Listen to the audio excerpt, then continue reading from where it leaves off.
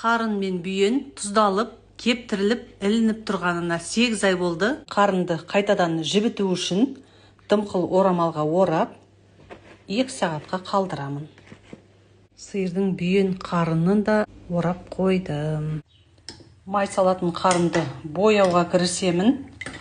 Мына жерде азер чай. Осындай қып-қызыл болып шықты мінекей. Мына жерде жібіген қарындар. Икемді болып тұр. Екіншісі.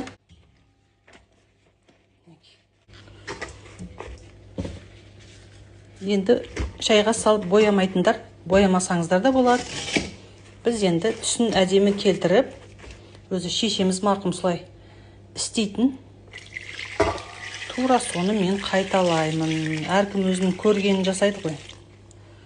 Біріншіден шай дәм береді. Екіншіден қоңырқай түсін алады шайдың.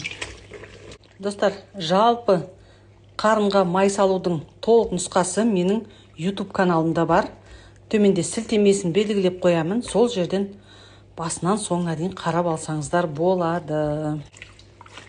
Қарынның сәл түсі өзгерді. Әдемі дәмді қарын болады. Общем, боямасаңыздар да болады. Әркім өз өңірінде қалай жасайды, қарынды қалай дайындайды май салуға, солай жасасаңыздар. Енді өз еріктеріңізде.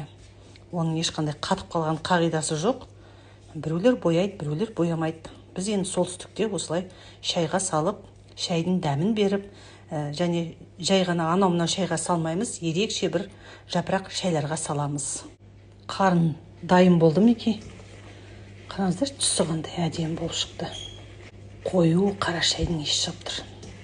Осы қарынды толтырып ішіне салатын май айының тұздалған сап-сары сары майы да дайын. Қазір өстіп алып, қарынға жайлап сала бастаймыз. Іске сәт болсын. Жаратушы Алла осы салған майды бізге қыстың күні бұйыртып, қызық қуаныштарымызға жегізетін болсын. Әумин деп қойыңыздар. Қарынға май салынды. Ашық тұрған аузын жіппен тігіп тастаймыз. Ұлтымыздың аса бағалы, құнды тағамдарының бірі сары май, және ол қарынға салынып сақталынса, ондай майдың шынымен де бағасы өте жоғары болады.